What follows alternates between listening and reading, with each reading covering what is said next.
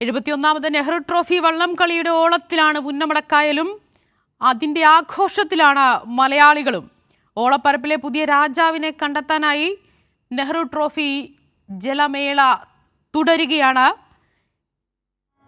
21 വള്ളങ്ങളാണ് മത്സരത്തിൽ മാറ്റുരയ്ക്കുന്നത്.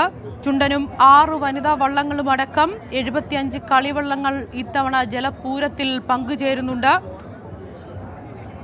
ഇപ്പോൾ ഷാജഹാൻ ഉണ്ട് എന്നാണ് മനസ്സിലാക്കാൻ സാധിക്കുന്നത്. ഷാജഹാൻ 6 ഹീറ്റ്സ് പൂർത്തിയായതായി മനസ്സിലാക്കുന്നുണ്ട്. ഇപ്പോൾ ജലമേള ഏത് നിലയിലാണ് പുരോഗമിക്കുന്നത്? വളരെ വാശിയേറിയൊരു മത്സരമാണ് നമുക്കിപ്പോൾ പുന്നമടക്കായലിൽ കാണാൻ സാധിച്ചത്. ഇതിൽ നമ്മൾ ഇതിന്റെ സമയം നോക്കിക്കഴിഞ്ഞാൽ 4 ചുണ്ടൻ വള്ളങ്ങളാണ് ഇപ്പോൾ എത്തിയിരിക്കുന്നത്. ഈ 4 ചുണ്ടൻ വള്ളങ്ങളിൽ നടുഭാഗം, ഇടണം, മേൽപ്പാടം, പള്ളാത്തുരുത്തി, വിയപുരം എന്നീ 4 ചുണ്ടൻ വള്ളങ്ങളാണ് ഇപ്പോൾ ഫൈനലിലേക്ക് ഏറ്റവും കുറഞ്ഞ സമയം കൊണ്ടെത്തിയിരിക്കുന്നത്. നടുഭാഗം 4.20 മിനിറ്റ്, അതോടൊപ്പം തന്നെ നിരണം 4:21, മേൽപ്പാടം പള്ളാത്തുരുത്തി ബോക്സ് ചെയ്യുന്ന മേൽപ്പാടം 4.22, വിയപുരം 4.21. അങ്ങനെ ഓരോ സെക്കൻഡിന്റെ വ്യത്യാസത്തിലാണ് ഈ 4 വള്ളങ്ങളും ഇപ്പോൾ ഫൈനലിൽ എത്തിയിരിക്കുന്നത്. ഇനിയിപ്പോൾ ചെറുവള്ളങ്ങളുടെ നേരത്തെ നടന്ന ചെറുവള്ളങ്ങളുടെ മത്സരങ്ങൾ ഫൈനൽ മത്സരങ്ങളുമാണ് നടക്കുന്നത്.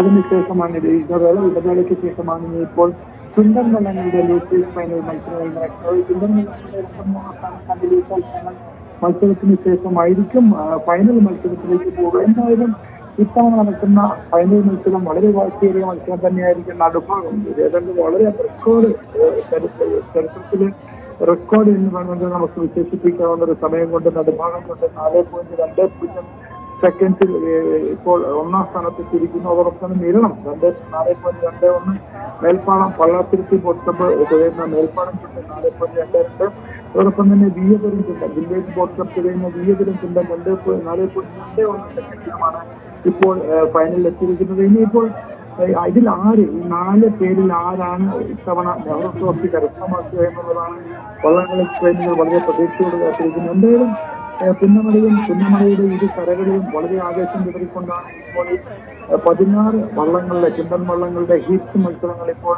പൂർത്തിയായിരിക്കുന്നത്. ഇനിയിപ്പോൾ ഫൈനൽ മത്സരവും ലൂസേഴ്സ് ഫൈനലും മത്സരങ്ങളും മാത്രമാണ്. നേരത്തെ ടൂറിസം വകുപ്പ് മന്ത്രി മുഹമ്മദ് റിയാസാണ് മത്സരങ്ങൾ ഉദ്ഘാടനം ചെയ്തത്. അതിനുശേഷം മാസ്റ്റിലുണ്ടായിരുന്നു. വളരെ ആവേശകരമായിട്ടുള്ള ഒരു മത്സരമാണ് കാണാൻ സാധിക്കുന്നത്. രാവിലെ സ്വല്പം പ്രതികൂല കാലാവസ്ഥയൊക്കെ ഉണ്ടായിരുന്നെങ്കിൽ പോലും ഉച്ചയ്ക്ക് ശേഷം ഒരു തെളിഞ്ഞ അന്തരീക്ഷമാണ് നമുക്കിപ്പോൾ കാണാൻ സാധിക്കുന്നത്. അതുകൊണ്ട് തന്നെ കൂടുതൽ വള്ളംകളി പ്രേമികൾ എത്തിയിട്ടുണ്ട്. വള്ളംകളി നേരിട്ട് കാണുന്നതിന്റെ വിശിഷ്ടാതിഥികൾ എത്തിയിട്ടുണ്ട്. ഇത്തരത്തിൽ വളരെ ആവേശകരമായിട്ടുള്ള ഒരു മത്സരത്തിന്റെ അന്തത്തിലേക്കാണ് ഇപ്പോൾ പുന്നമടക്കായലിൽ നമുക്ക് പോകുന്നത് നമുക്ക് കാണാൻ സാധിക്കുന്നത്. അതെ, അതുതന്നെയാണ് ഷാജഹാൻ തുടരുക. ഷാജഹാൻ പറഞ്ഞത് പ്രേക്ഷകർക്ക് മനസ്സിലാകാൻ ഒരിക്കൽ കൂടി വ്യക്തമായി പറയുകയാണ്. ഫൈനലിസ്റ്റുകൾ ആരൊക്കെയെന്ന് വെച്ചാൽ പള്ളാത്തുരുത്തി ബോട്ട് ക്ലബിൻ്റെ, അതായത് PBCയുടെ മേൽപ്പാടം, പുന്നമട ബോട്ട് ക്ലബിൻ്റെ നടുഭാഗം, നിരണം ബോട്ട് ക്ലബിൻ്റെ നിരണം, വില്ലേജ് ബോട്ട് ക്ലബ്ബ് കൈനഗിരിയുടെ വിയപുരം ചുണ്ടൻ എന്നിവരാണ് ഫൈനലിസ്റ്റുകൾ. അതായത് ഷാജഹാൻ ചെറുവള്ളങ്ങളുടെ മത്സരമാണ് ഇപ്പോൾ നടക്കുന്നത്, അതായത് ഹീറ്റ്സ് ആണ് നടക്കുന്നത്.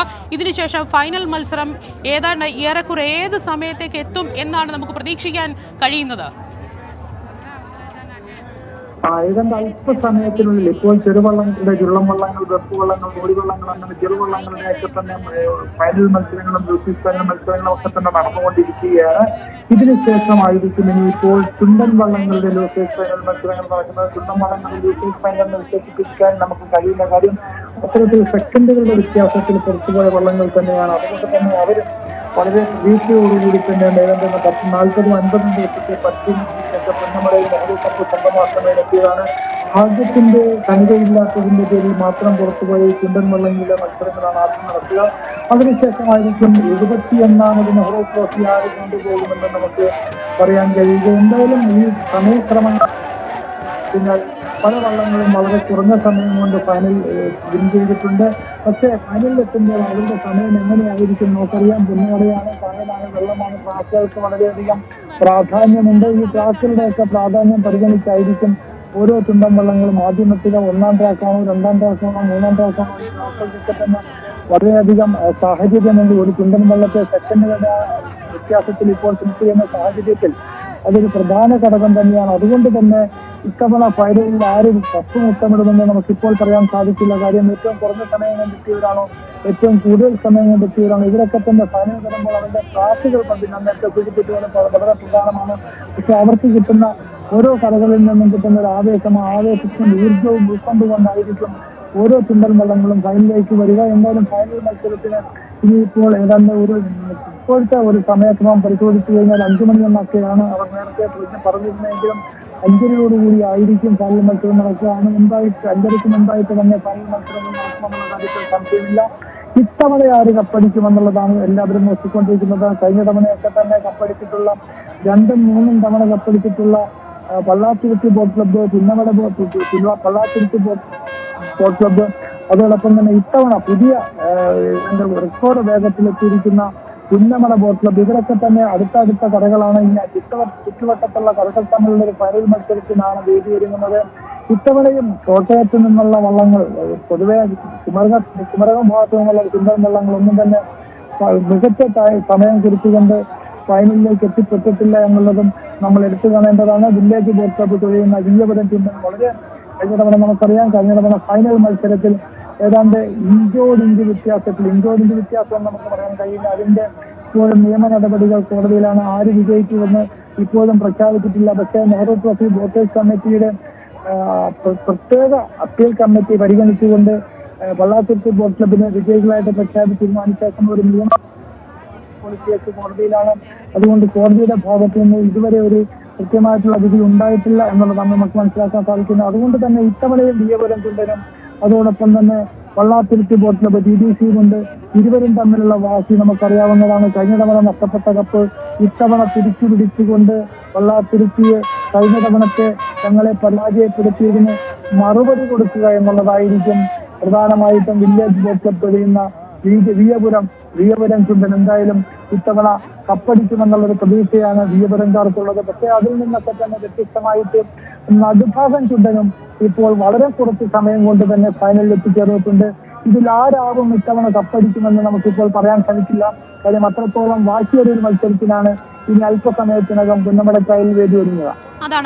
അതാണ് ഷാജഹാൻ പറഞ്ഞത് വളരെയധികം ശരിയാണ്. 5 മണിയോടുകൂടി ഫൈനൽ മത്സരങ്ങൾ ആരംഭിക്കുന്നു. കഴിഞ്ഞ വർഷം കപ്പിനും ചുണ്ടിനുമിടയിൽ നഷ്ടപ്പെട്ട അതായത് വിയ്യപുരം ചുണ്ടനായിരുന്നു 2ാം സ്ഥാനത്ത് വന്നിരുന്നതെങ്കിൽ പള്ളാത്തുരുത്തി ബോട്ട് ക്ലബ്ബും PBCയുടെ പള്ളാത്തുരുത്തി ബോട്ട് ക്ലബ്ബ് അവരായിരുന്നു കഴിഞ്ഞ തവണ കപ്പടിച്ചുകൊണ്ട് പോയത്. ഇത്തവണ ഫൈനലിൽ 5 മണിക്ക് ഫൈനൽ മത്സരങ്ങൾ തുടങ്ങുമ്പോൾ ഇത്തവണ ആരാകും ചാമ്പ്യൻ എന്നറിയാനുള്ള ആവേശത്തിലാണ് ആലപ്പുഴയും മലയാളക്കരയും.